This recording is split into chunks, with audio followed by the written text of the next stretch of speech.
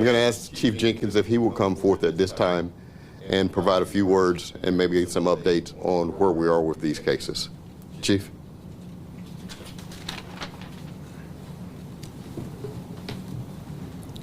Good morning. Thank you, Mr. Carter.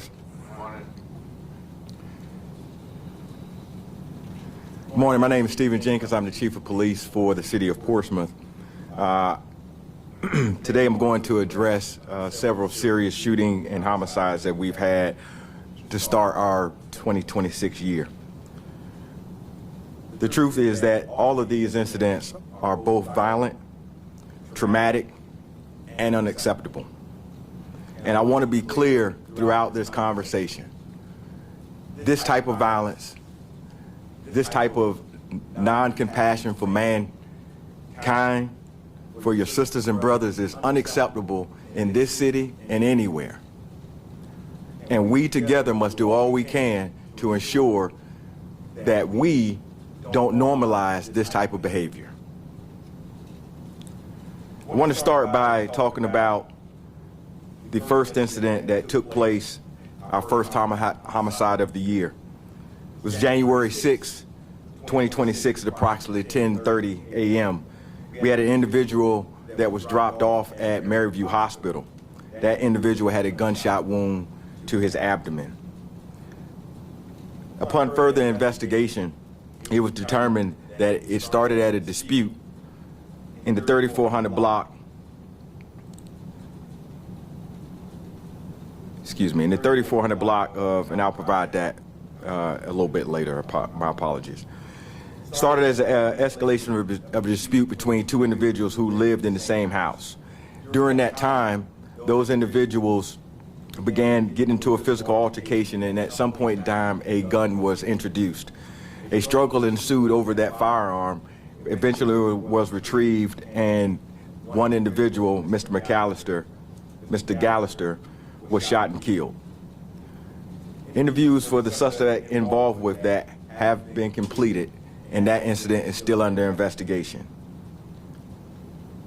The second homicide of the year occurred in the 1100 block of Victory Boulevard on January 21st at approximately 7:09 p.m. This started as a home invasion. Individual kicked in the front door of that residence and opened fire, shooting and killing Mr. Clark, Javon Clark. Individuals within that home at some point in time returned fire. Moments later, we received a call through our 911 communication of an individual suffering from a gunshot wound in the 1000 block of Channing Avenue. That individual was transported to an area hospital to receive treatment. At this time, we are not looking for any suspects related to that incident. The next shooting that occurred on the Interstate this past Thursday. And I want to thank my partners from the Virginia State Police for being present. This incident took place on I-264 at Frederick Boulevard. We had a vehicle traveling eastbound when it was fired upon by an unknown suspect vehicle. That vehicle crashed, and the occupant of that vehicle was pronounced dead on scene. Virginia State Police is leading the investigation. Preliminary investigations in this revealed that this potentially was a shootout that took place. However, we're still working to confirm that information. We're providing all the support we can to Virginia State Police during this investigation, and we'll continue to work with them until we bring this case to completion. Our most recent shooting and homicide took place this past Saturday, January 24th, at approximately 12 p.m. in the 3800 block of Town Point Road. We had two individuals shot, one deceased, Mr. Keontae Johnson, 19, and a 5-month-old. This appears to be an ambush-style shooting where we had individuals laying in wait as this vehicle pulled up, and they opened fire on two vehicles, striking Mr. Johnson and the 5-month-old. The 5-month-old was taken to CHKD, has had at least one surgery, and at this time is expected to recover from their injuries. Those individuals involved in that were seen fleeing the area. We have released a photo of those individuals as they traveled, navigated through several backyards. I want to also make the public aware that the mother of Mr. Johnson was present and in the vehicle when it was fired upon. I want to thank the community in regards to this particular incident especially, because over the past weekend we've received a tremendous amount of information from you all. And we're working right now to track down every single lead as they come in. I do ask that if you have any additional information, if you have any camera information, if you think you might know this individual, please send that information to us. As I close my remarks, I want to be kind of poignant in what I say. We're using every investigative tool at our disposal to bring these cases to closure. We're working with our partners, and I want to thank Sheriff Moore for being here as well and support solidarity as we work to safeguard this community. I thank again the community for stepping up and taking part and making sure that the information is getting to us. But again, we continue to need all of the information, video, names, vehicles, timelines. Even if you think that is insignificant, send it to us anyway and let us make that determination. My prevention message in this is simple. When we have guns and disputes, it ends in tragedy every single time. And we have to continue to work to ensure that these type of things do not happen. One of the things that we've been working with in our city is a community violence intervention program that includes violence interrupters that are tasked with going out and mitigating these type of situations in our community. But we need everyone to be a part of that. When you know things that are happening in your community, the community sees it first, well before law enforcement gets involved. And if you know something, say something early so we can try to get in front of these things. I continue to do this, unfortunately, over and over as a call to action. The only way that this is going to happen is not going to be from the stance of the police department. It's going to be from the stance of everybody uniting together to solve these issues. I want to thank everybody for coming this morning. I want to thank my fellow department heads for standing as we want to show that as a city, all of us are actively engaged in addressing the issues and concerns of our city and our citizens. And I'll take any questions. You mentioned that the last shooting appears to be an ambush. Are there any motives that you might have been able to figure out this far? No, ma'am. At this point in time, we have not been able to determine any type of motives. We've received a tremendous amount of speculation. We've received some information that we're still tracking down from leads. Nothing that I would like to put out this morning, as it would like to protect the integrity of the case.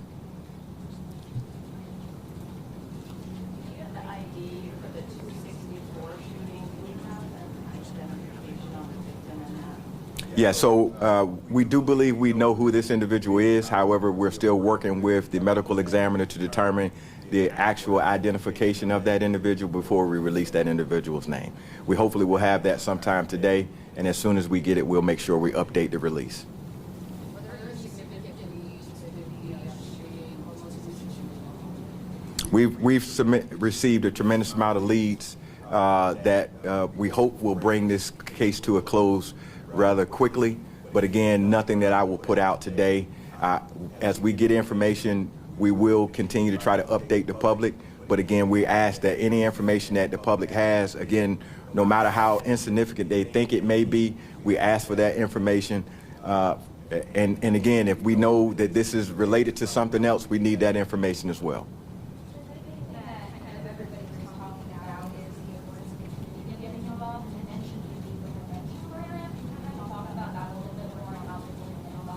Yeah, so a little over a year ago, we started with our initiative, Portsmouth United. And Portsmouth United was exactly what it's intended to be. It's intended to bring together all stakeholders who have vested interest in this city and making this city better. And it's everyone from clergy to nonprofits to our violence interrupters that we have within the city. And those individuals, again, are going to be deployed to several neighborhoods across the city. They do not work for the police department. Let me be clear for that. They are actually out as advocates for the community. And again, the hope is that they can get out and intertwine with these situations that fester within the community sometimes, and see if they can't mentor or monitor and sometimes diffuse these situations before they become more volatile. Sometimes the biggest thing that we want to put out is give yourself a moment.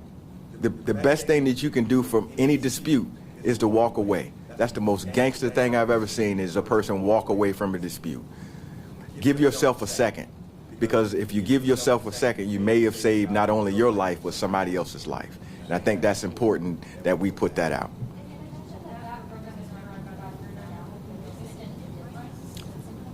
So what I will say, ma'am, it's unfortunately that tomorrow I'll be doing a update on crime for the quarter.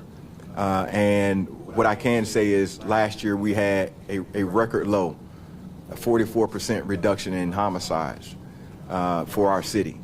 And I attribute that not only to the hard work of the police department and the community, but also to those interrupters that were out, to those partners in Portsmouth United, to all of the initiatives that we've been putting in place to be able to kind of to look at this problems from as vast a solution as possible. So I would like to say that it is helping, but obviously there is data that we need to collect to be able to back that up. A couple of questions, specifics on the Town Point Road one. Other than the two people that were shot, no one else was hurt, right? I know you mentioned the mother was in the car. The mother was not hurt. However, she did receive some glass fragments in her wrist from shattering of the glass.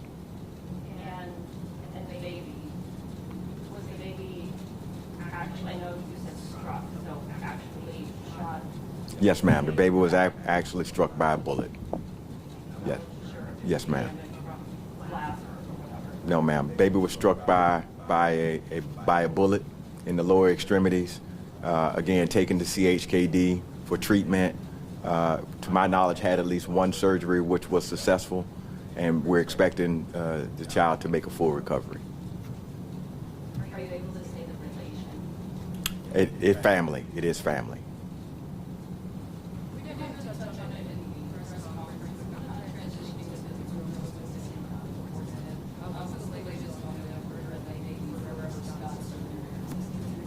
I'm sorry, I couldn't hear the end of it.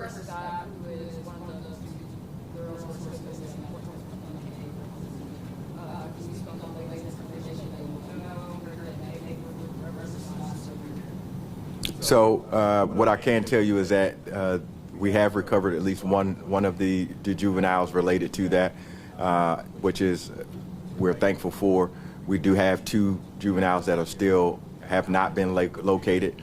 We have received information again from the community on potential sightings and things of that nature that we're continuing to track down. We're continuing to work with the facility in which they left from as they continue to provide leads to us. So this is still a open investigation. We're very active in trying to bring these young ladies home, or at least find their whereabouts. And again, someone has seen them. They are most likely in communication with some family member. If that family member knows where they are, we appreciate if we just get some information to know that they're safe, is what the information that we would like to have. And again, we'll continue to release that information. It was put out via alert through the state police. And again, if anybody has that, what that alert does is they're listed nationally. So if anybody comes across them, we'll be notified.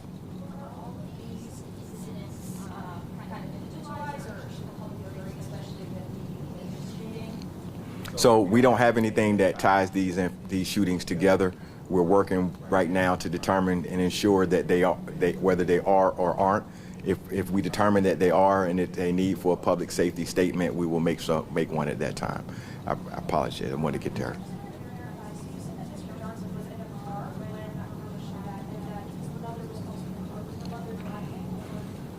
She was a passenger in the car, and again, I believe he was outside of the car when he took fire.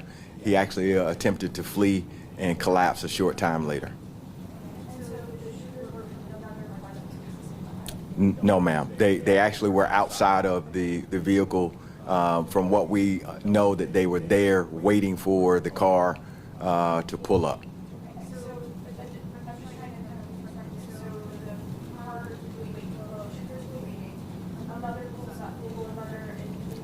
There were two vehicles, two separate vehicles. Family in both vehicles. Both vehicles on the victim's side, correct. They actually pulled up into the apartment complex to go into the apartment complex.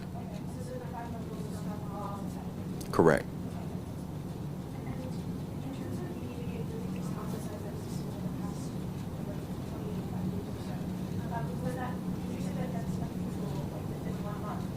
Every homicide is unusual.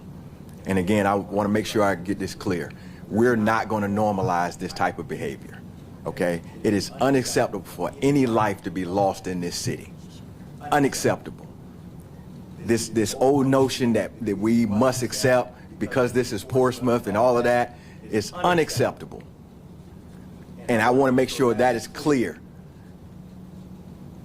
It is not normal for people to pull and shoot guns and kill each other.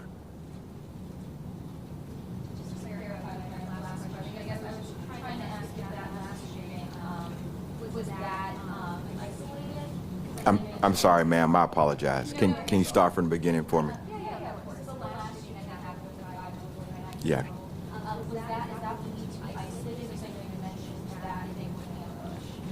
So again, we're working to determine all of the mitigating factors with that. There are a lot of dynamics that go with that, and obviously it is a possibility that it's part of something larger, but it wouldn't be good for me to put out that and say that it is when I don't know.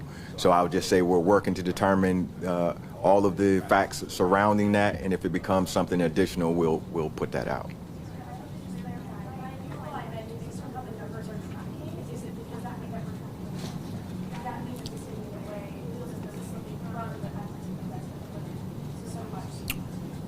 Well, again, I won't say that it's slipping. I won't say that it's out of the normal. Again, we've always had levels of violence throughout Hampton Roads and in the city of Portsmouth. Again, as we continue to work with our partners, as we continue to roll out these initiatives, again, there is a part of this that we have to rely on the community because, again, this just didn't start on that Saturday. It started, again, from a conversation, a beef, a social media post, a video, a troll, all of these other things that happened, and somebody knew about that well before we got to a point where we had individuals lie in wait to take someone's life.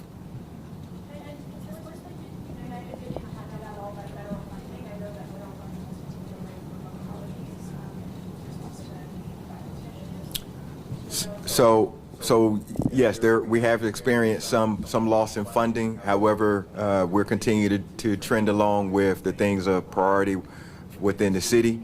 And again, we have a supportive city council, supportive city manager as we look to try to address these things. Again, we're looking at everything possible to address these issues.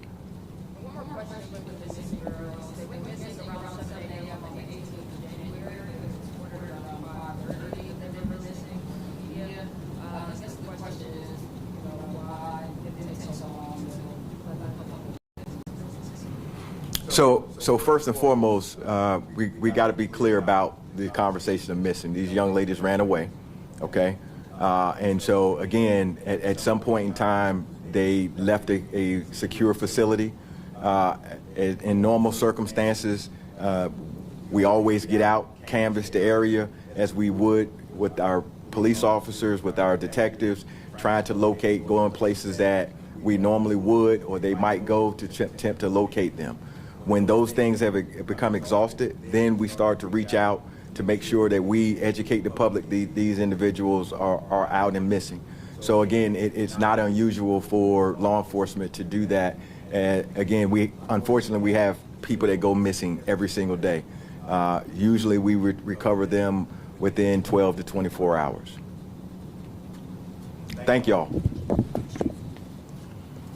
Ladies and gentlemen, this kind of concludes our presentation. I want to thank some folks, Chief Nestor Mangabet, who's our fire chief, for being here as well. He's a part of that public safety apparatus. And I want to again thank our support team from the state police who is here with us to work alongside to help solve these crimes that have been committed.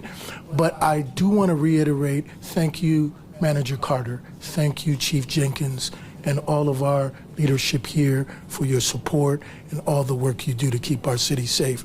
But make no mistake about it as you leave here today, Portsmouth is committed, and we will use every available resource and tactic to bring those to justice who commit crimes in our city. Crime isn't acceptable in Portsmouth. And I reiterate to what the chief said, the stuff you hear about Portsmouth, we don't want to hear that. We don't hear that anymore. Portsmouth is a proud city. We're a city that loves our people, and we're going to take care of them 100%. Thank you, and have a great day.